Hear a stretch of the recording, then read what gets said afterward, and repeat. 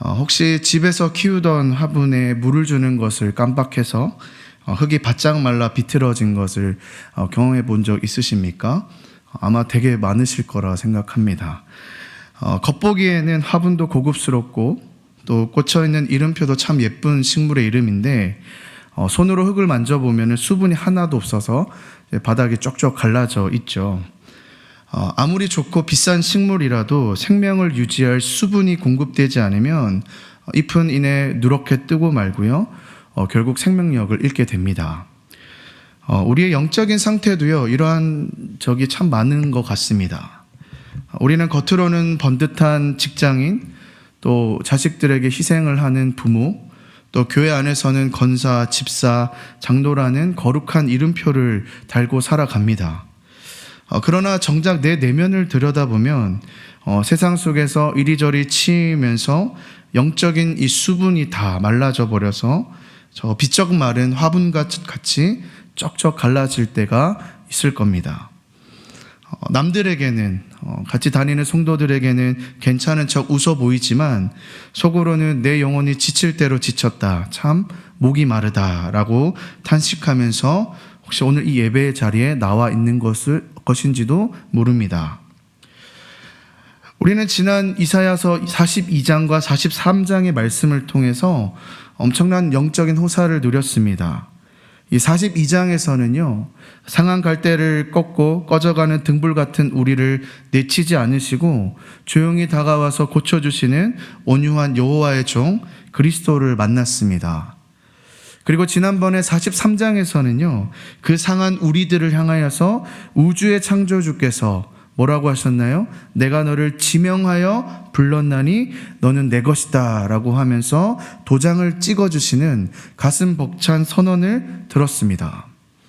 그런데 여러분, 그 엄청난 말씀을 듣고 일상의 현실로 돌아오면 우리의 마음속에 정직한 질문 하나가 떠오르지 않습니까?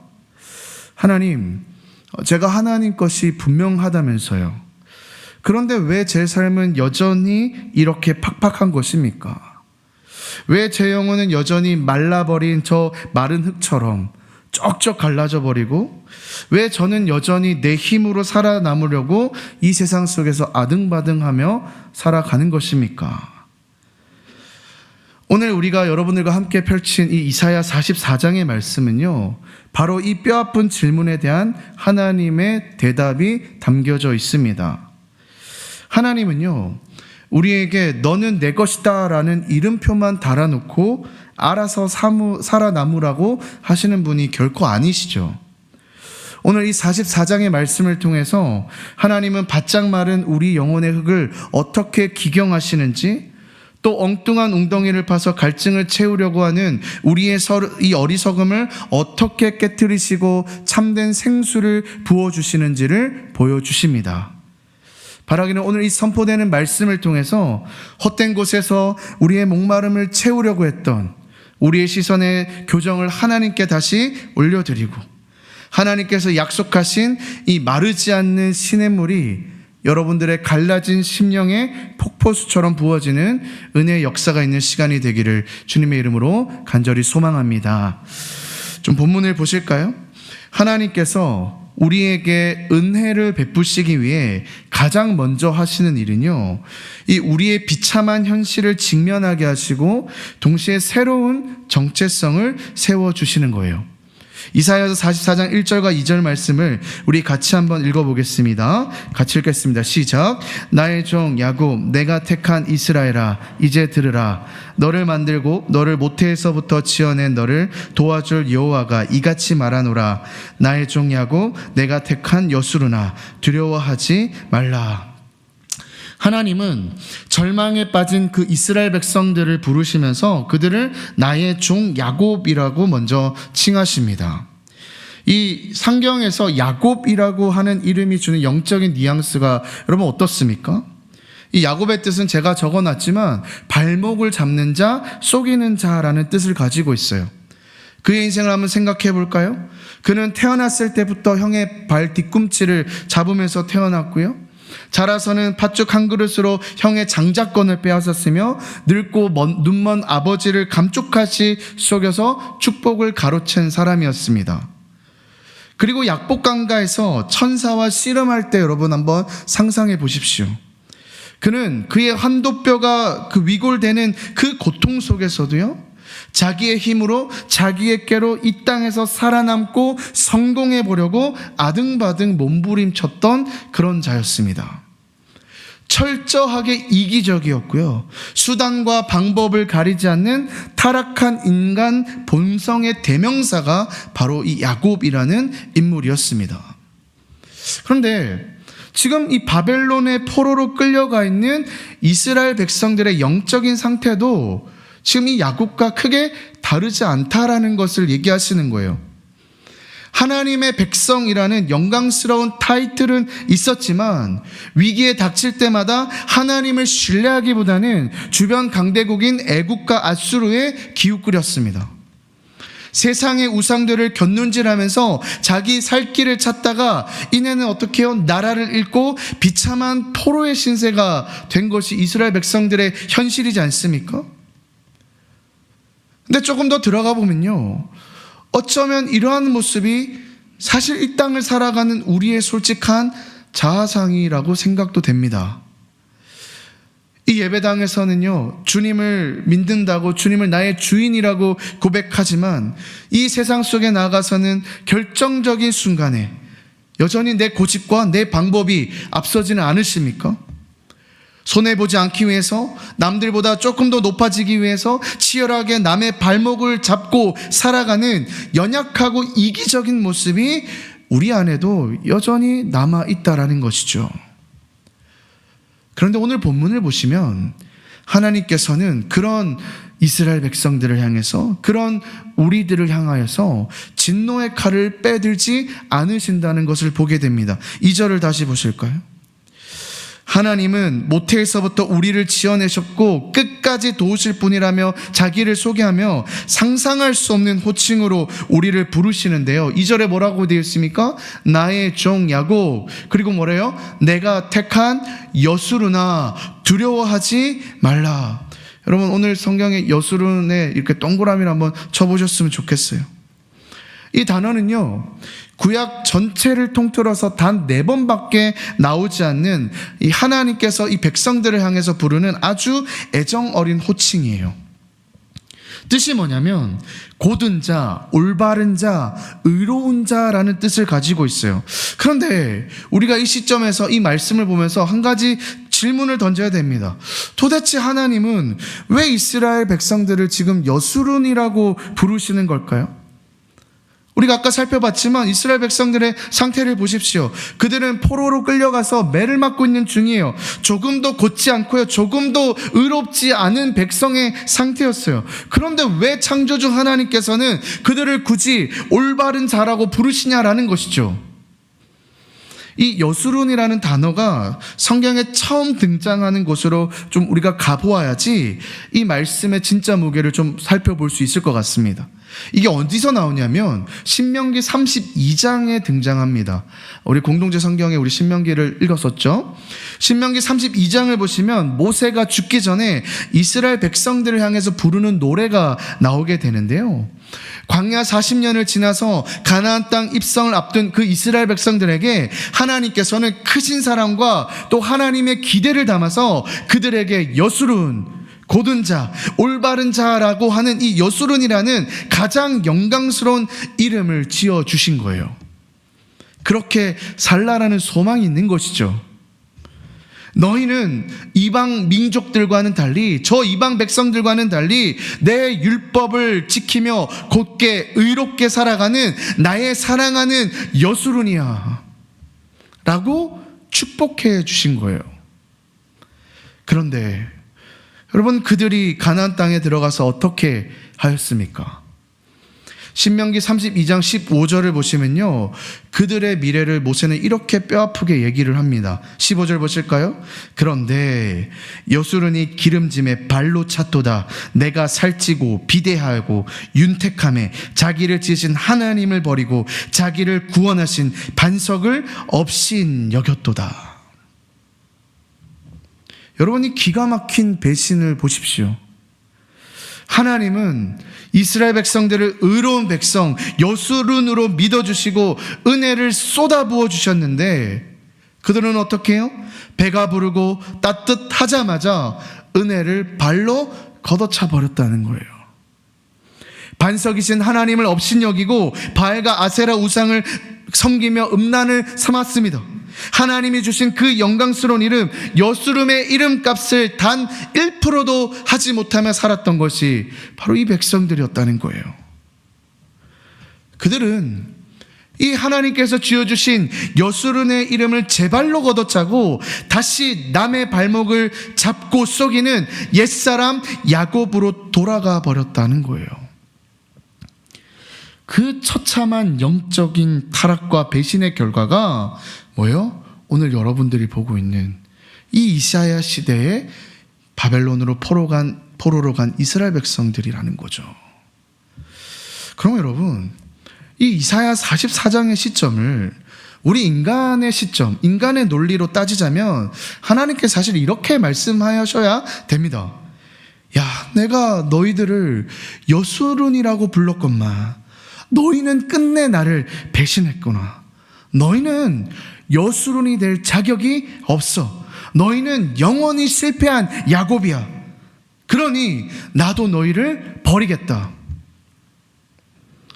여러분, 이게 정상이지 않습니까? 이게 세상에 말하는 인과응보의 법칙이지 않습니까? 세상의 재판관이 내릴 당연한 판결문이에요. 그런데 오늘 하나님께서는 2절에 뭐라고 얘기하십니까? 그들이 철저히 짓밟고 배신해버렸던 옛날 첫사랑의 이름 여수룬을 하나님 편에서 어떻게 해요? 하나님이 다시 끄집어 내셨다는 거예요. 이스라엘 백성들이 잊고 있었던 그 여수룬이라는 이름을 하나님께서 어떻게 해요? 직접 끄집어 내셨다는 거예요. 나의 종 야곱, 내가 택한 여수룬아, 뭐라고요? 두려워하지 말라라고요.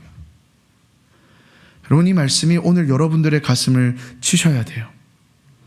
이 호칭 속에서는요, 하나님이 피를 토하는 듯한 절절한 사랑이 담겨진 메시지예요.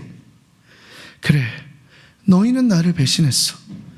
여수룬이라는 이름값을 하지 못하고 다시 이기적인 야곱으로 전락하여 그 죄값으로 포로가 되었어. 그러나 나는 너희를 포기하지 않는다. 너희의 행위와 그 너희의 신세 때문이 아니라 나의 주권적이고 맹렬한 사랑으로 너희를 다시 의로운 자, 다시 올바른 자로 대우해 주겠다.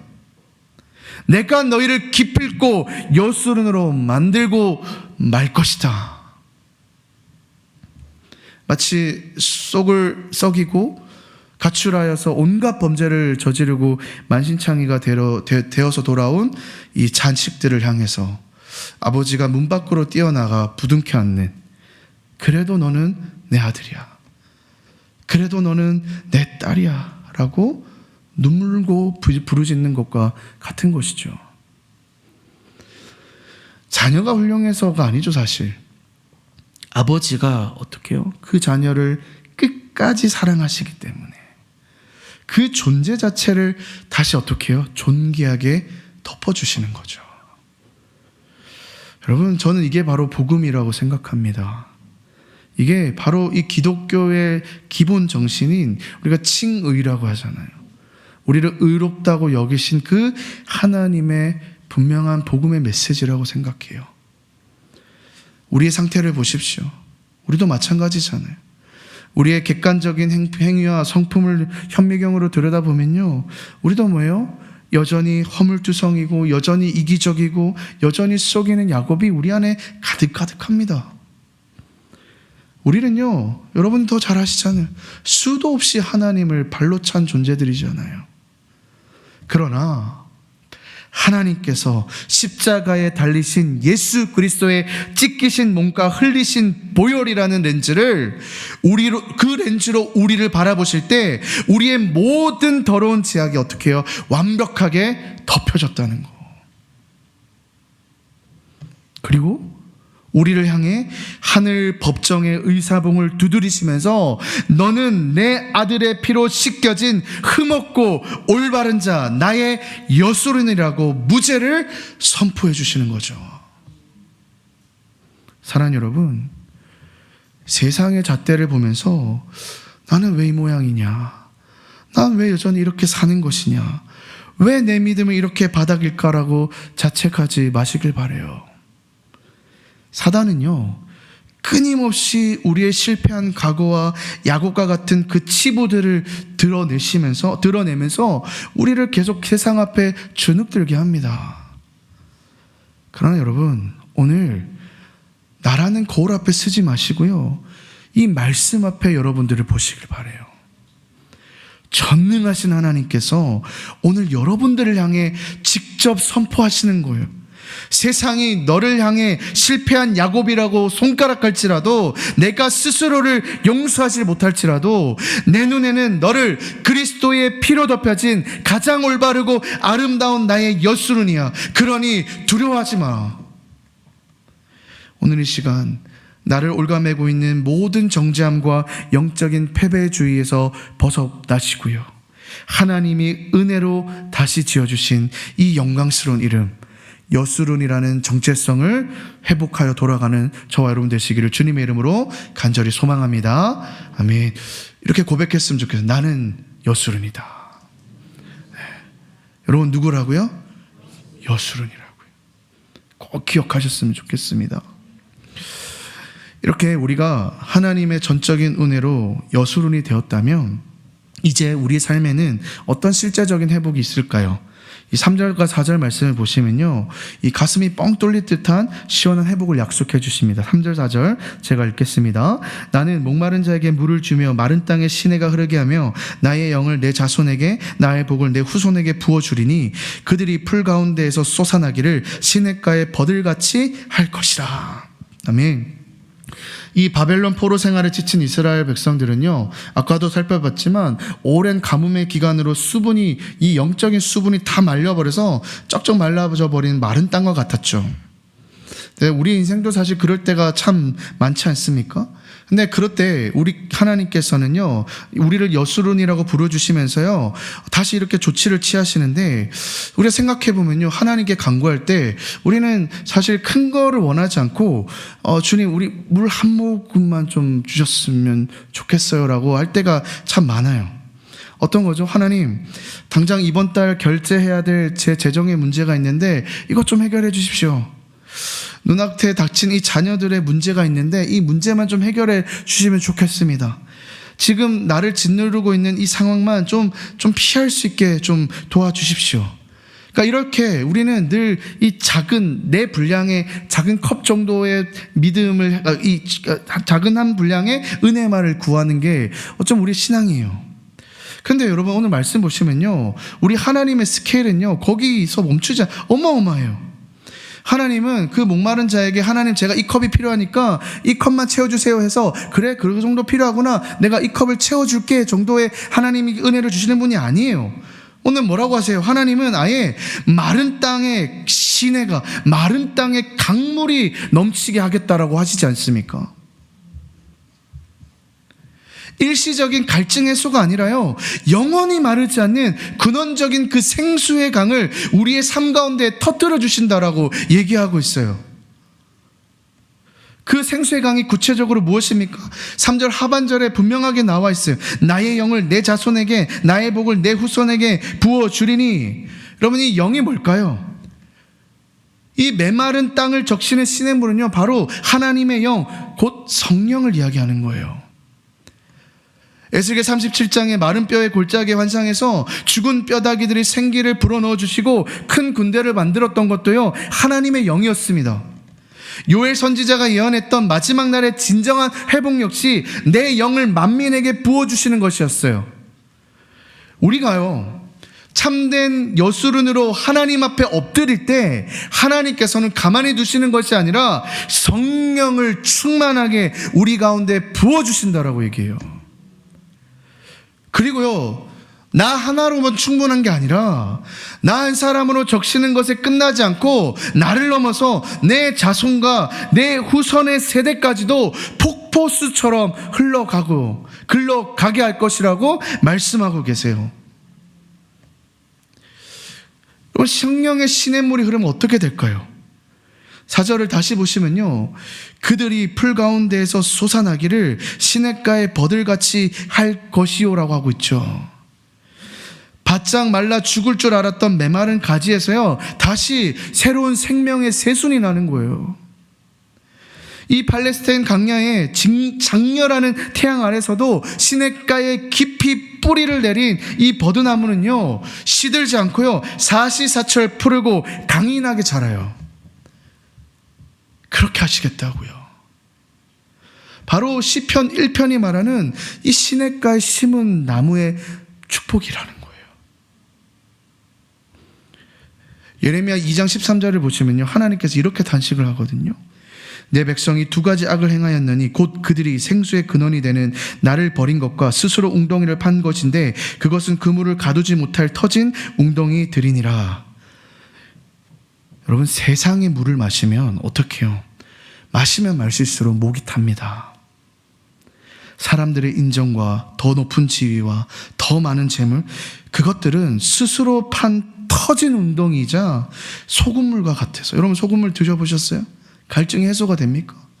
마시면 마실수록 더 갈증이 나지 않습니까? 마실수록 우리의 영혼을 더욱 타는 듯한 갈증으로 몰아넣어요. 오직 성령의 충만함만이 우리 영혼의 진정한 해갈을 가져옵니다. 사랑하는 여러분, 이 밤에 터진 웅덩이를 받은 우리의 수고가 멈춰지길 바라요. 우리가 구해야 될 것은 무엇일까요? 우리를 여순으로 불러주신 그 하나님의 선물, 성령이 우리 가운데 터쳐나와야 됩니다. 주여, 내 메마른 심령 그 깊은 곳에 성령의 시내를 흘려보내 주시옵소서. 나를 시냇가의 버들같이 소생시켜 주시옵소서. 이 뜨거운 부르짖음이 회복되는 저와 여러분 되시기를 주님의 이름으로 간절히 소망합니다. 그런데 이토록 놀라운 생수의 은혜 앞에서도 이 영적으로 눈이 먼 인생들은요, 그 생수의 근원 되신 하나님을 버리고 여전히 엉뚱한 곳에서 갈증을 채우려고 혈안이 되어 있다는 거예요. 이사야 선지자는 저희가 읽지는 않았지만요, 이어지는 13절에서 20절까지요, 이 세상의 사람들이 얼마나 허망하고 어리석은 방식으로 이 목마름을 채우려고 하는지 그 이방 숭배의 실체를 아주 예리하고 뼈 때리는 말씀으로 전해주고 있어요. 이 부분의 묘사를 좀 살펴보시면요, 정말 기가 막힌 아이러니를 볼 수 있는데요, 어떤 사람이 숲에 가서 튼튼하고 좋은 백향목이나 떡갈나무 하나를 고릅니다. 그래서 이 나무를 정성껏 비를 마치고요, 또 가꾸어서 질 좋은 목재를 이제 얻어내는 것이죠. 자, 이제 그러면 이 나무로 여러분 무엇을 하겠습니까? 15절과 16절을 보실까요? 15절 16절 제가 읽겠습니다. 이 나무는 사람이 땔감을 삶는 것이거늘 그가 그것을 가지고 자기 몸을 덮게도 하고 불을 피워 떡을 굽기도 하고 신상을 만들어 경배하며 우상을 만들고 그 앞에 엎드리기도 하는구나. 그 중에 절반은 불에 사르고 그 절반으로는 고기를 구워 먹고 배불리며 또 몸을 덮게 하여 이르기를 아 따뜻하다 내가 불을 보았구나 하면서, 여러분 그 나무로 처음에 뭐 합니까? 그 나무의 절반을 잘라서요 아궁이에 불을 피워요. 그 불에다 뭐예요? 고기를 구워서 배불리 먹고 얼어붙은 몸을 녹이면서 아하 따뜻하다 내가 불을 보았구나 하면서 기쁜 만족감을 누려요. 여러분 여기까지는요 아무 문제가 없어요. 하나님께서 주신 그 자연 만물을 땔감으로 쓰는 것은요 너무나도 자연스러운 현상이에요. 그런데 그 다음이 충격적이라는 거예요. 17절 말씀을 보실까요? 17절을 우리 같이 한번 읽어보겠습니다. 시작. 그 나머지로 신상 곧 자기의 우상을 만들고 그 앞에 엎드려 경배하며 그것에게 기도하여 이르기를 너는 나의 신이니 나를 구원하라 하는도다. 여러분 이 상황이 그려지십니까? 다음 장면 한번 넘겨주실까요? 그 전 겁니다. 방금 전까지 자기가 불을 태워서 고기를 구워 먹던 그 똑같은 나무 도막이에요. 아까 제가 얘기했던 게 A입니다. 여기서만 멈추면 됐어요. 그런데 비를 한번 보십시오. 재로 번해버릴 그 땔감의 남은 절반을 깎아서 뭐합니까? 사람 모양을 만들고는 그 앞에 납작 엎드려서 너는 나의 신이니 나를 구원하라고 간절히 빌고 있다는 거예요.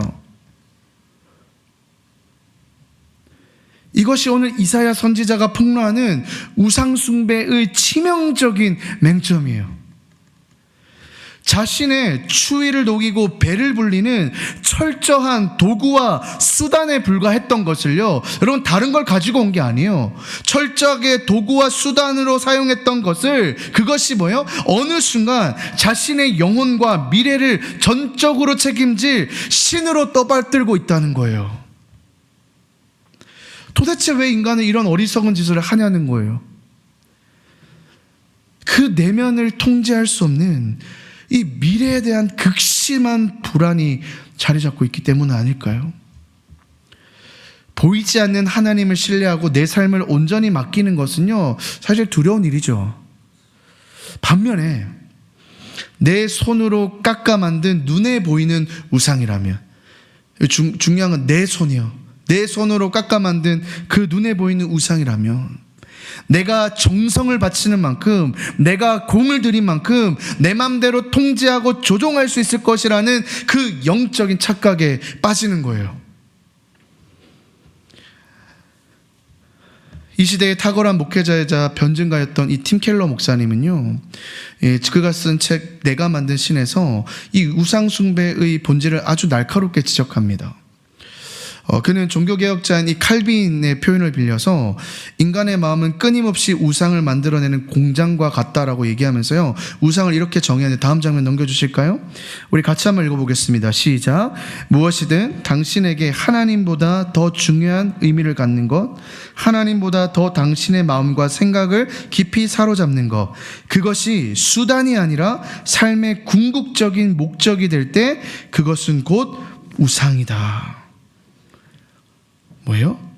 그것이 수단이 아니라 삶의 궁극적인 목적이 될 때 그건 뭐예요? 다 우상이라는 거예요. 오늘 이 목사님의 지적처럼요, 오늘 본문의 이스라엘 백성들은 나무라는 좋은 수단을 자신을 구원할 궁극적인 목적으로 둔갑시켜버린 거예요. 이것이 2500년 전 나무와 돌에게 절하던 그냥 미개한 고대인들의 이야기일까요? 아니요.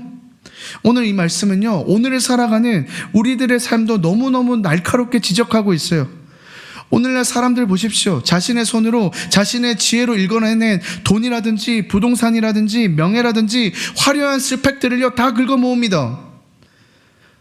그래서 오해하시면 안 되는 게, 이 모든 것들이요 하나님께서 우리에게 주신 아주 좋은 것들이에요. 근데 뭐예요? 처음엔 그것들을 내 삶을 편리하게 하고 따뜻하게 해주는 일상적인 땔감이요 수단처럼 사용을 했습니다. 그런데 시간이 지나면서 어떻습니까? 그것들의 노예가 되더라는 거예요. 그것들에 매여 살려야 된다는 거예요.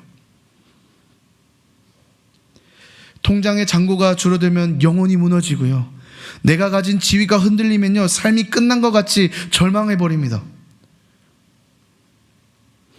수단과 도구에 불과했던 것들이 어느새 내 인생을 구원해줄 신의 자리에 차지하고 있다는 거. 그리고 뭐예요? 우리는 그 앞에 납작 엎드리고 있다는 거예요.